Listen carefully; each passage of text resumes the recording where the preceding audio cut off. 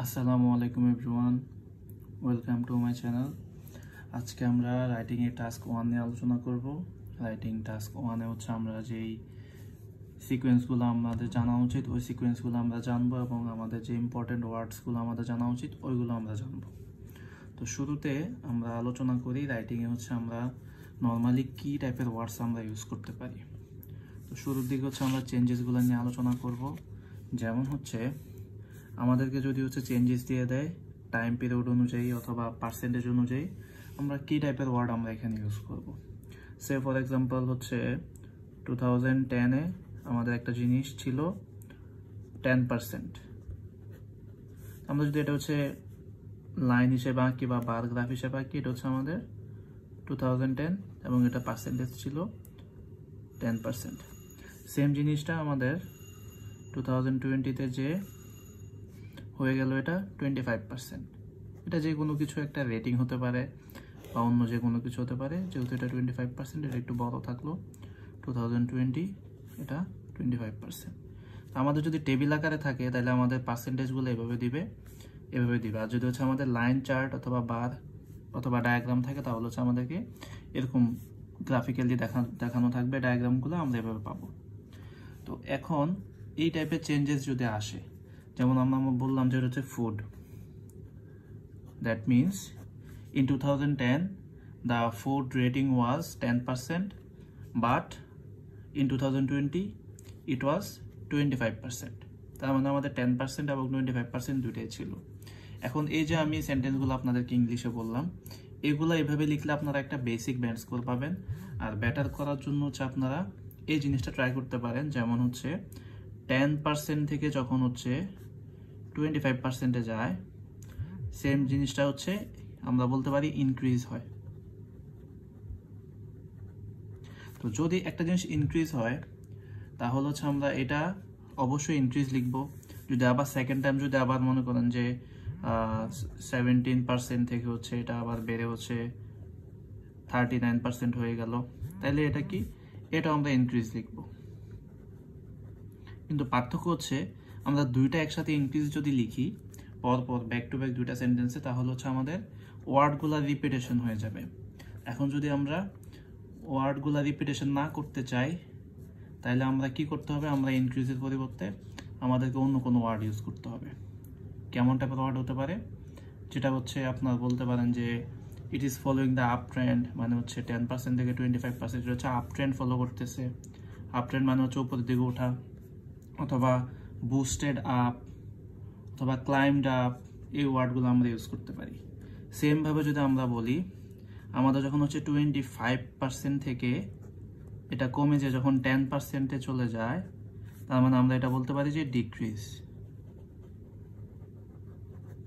ডিক্রিজের জন্য আমরা কি টাইপের ওয়ার্ড ইউজ করতে পারি, আমরা ইউজ করতে পারি হচ্ছে ডিক্লাইন, ড্রপড, তারপর হচ্ছে ডাউন ট্রেন্ড, এগুলো আমরা ইউজ করতে পারি। আমরা যদি অ্যারোকে যদি দেখাই, কোনো একটা রেটিং যদি এভাবে উপরের দিকে উঠে যায়, এখান থেকে যদি এখানে চলে যায়, তাহলে হচ্ছে আমরা ইনক্রিজ লিখব। কোনোটা যদি হচ্ছে একটু কমে যায়, যেমন হচ্ছে এখান থেকে হচ্ছে এটা নিচে নেমে গেল, আমরা যদি দেখাই এটা আগে এতটুকু ছিল, এটা এখন কমে এতটুকু হয়ে গেল, এটা হচ্ছে আমরা 2010 ধরলাম, এটা হচ্ছে 2020 ধরলাম, কমে গেল। তো এটার জন্য আমরা লিখতে পারি ডিক্লাইন, ড্রপড, ডাউন ট্রেন্ড, এগুলো লিখতে পারি। এখন যদি এমন সিচুয়েশন থাকে যে আমাদের হচ্ছে 2010-এ যা ছিল 2020-তেও হচ্ছে সেম, যেমন হচ্ছে এটা ছিল 10%, এটা হচ্ছে আমাদের 10%, আমরা কি বলতে পারি এটাকে, এই টার্মটাকে আমরা বলতে পারি নো চেঞ্জ। যদি নো চেঞ্জ থাকে তাহলে আমরা নো চেঞ্জের পরিবর্তে আমরা কেমন টাইপের ওয়ার্ড ইউজ করব। যদি আমরা গ্রাফিক্যালি কোথাও নো চেঞ্জ পাই তাহলে আমরা কেমন টাইপের ওয়ার্ড ইউজ করব, আমরা লিখতে পারি রিমেইন্ড, রিমেইন্ড সেম, অথবা রিমেইন্ড স্টেবল। এই দুটো আমরা লিখতে পারি, যেখানে আমরা সেম টাইপের রেটিং পাবো ওইখানে আমরা রিমেইন সেম অথবা রিমেইন স্টেবল লিখতে পারি। সেম ভাবে হচ্ছে আমাদের আরো কিছু জিনিস কাজে লাগে। আমরা যদি হচ্ছে নেক্সট পেজে যে লিখি, যেমন হচ্ছে আমরা তো চেঞ্জেস লিখলাম, যেমন এখন আমরা চেঞ্জেসগুলোর মধ্যে আরো কিছু জিনিস শিখব।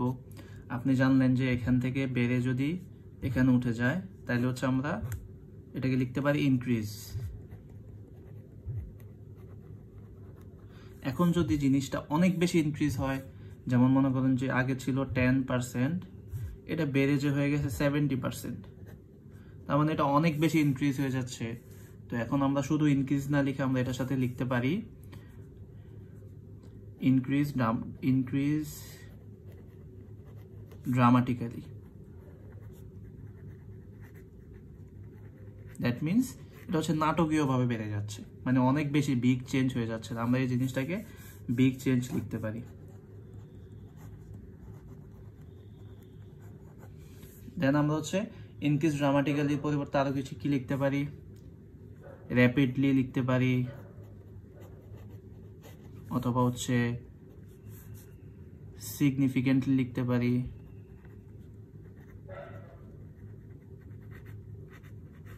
দ্যাট মিনস সবগুলো ওয়ার্ডই হচ্ছে আমাদের বিগ চেঞ্জেসের জন্য, ড্রামাটিক্যালিও যেমন, র্যাপিডলিও তেমন, সিগনিফিকেন্টলিও তেমন, সবগুলো হচ্ছে একই চেঞ্জেসের জন্য আমরা লিখতে পারি। সেম ভাবে যদি এটা কমে যায়, বিগ চেঞ্জ যদি হয়, তাহলে আমরা হচ্ছে এখানে শুধুমাত্র ডিক্রিজ অথবা ডিক্লাইন রেখে আমরা হচ্ছে এই সেম ওয়ার্ডগুলো ইউজ করতে পারি। ড্রামাটিক্যালি, র্যাপিডলি, সিগনিফিকেন্টলি, স্টেডিলি, এগুলো আমরা ইউজ করতে পারি।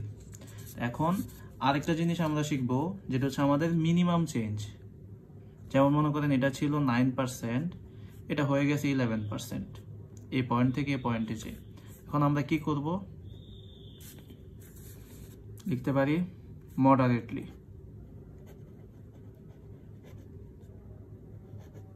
তার মানে মডারেটলি ইনক্রিজ অথবা মডারেটলি ডিক্রিজ, দুইটার জন্য মডারেটলি লিখতে পারি।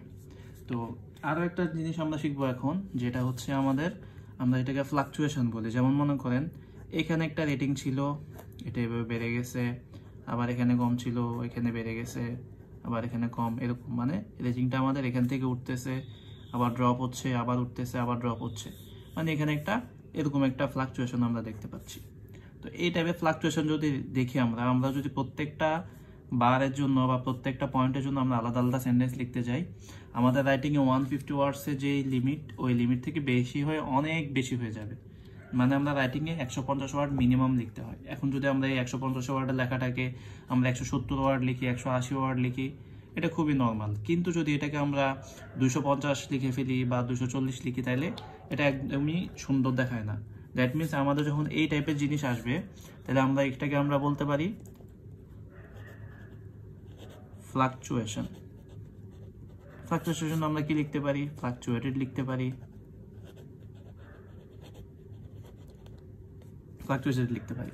দ্যাট মিনস আমরা যদি এটাকে হচ্ছে 2010 ধরি, এটাকে আমরা 2015 ধরলাম, এটাকে 2020 ধরলাম, 25, 2030, আমাদের সেন্টেন্সটা এমন হবে, the rating was ফ্লাকচুয়েটেড from 2010 to 2030 and the highest rating was 10% and the lowest rating was 5% or 4%। তার মানে হচ্ছে আপনি যখন 2010 থেকে 2030 পুরোটাকে একটা সেন্টেন্সে লিখবেন, অবশ্যই আপনাকে হাইয়েস্ট ভ্যালু এবং লোয়েস্ট ভ্যালু এখানে মেনশন করতে হবে। তা না হলে হচ্ছে আপনার ফ্লাকচুয়েশনের জন্য সেন্টেন্সটা কমপ্লিট হবে না। এই হচ্ছে আমাদের চেঞ্জেসগুলা। আমরা হচ্ছে নেক্সট ক্লাসে আমাদের যে টাইম পিরিয়ডগুলো থাকে 2001, 2010, এগুলোর জন্য আমরা কিছু ওয়ার্ড শিখবো। এবং হচ্ছে আমাদের পাই চার্টে যে চেঞ্জেসগুলো থাকে 50%, 25%, ওইগুলোর জন্য কিছু স্পেশাল ওয়ার্ড থাকে, ওইগুলো শিখবো। দেন হচ্ছে আমরা পরবর্তীতে স্ট্রাকচারে চলে যাব, যে বডি প্যারাগ্রাফ, ইন্ট্রোডাকশন এবং কনক্লুশনে কেমন টাইপের ওয়ার্ড লিখবেন এবং কিভাবে সিরিয়াল মেনটেন করবেন। আজকের ভিডিও এতটুকুই। সবাই লাইক করবেন, কমেন্ট করবেন, শেয়ার করবেন এবং অবশ্যই সাবস্ক্রাইব করবেন। এবং সবার জন্য শুভকামনা রইল। আসসালামু আলাইকুম।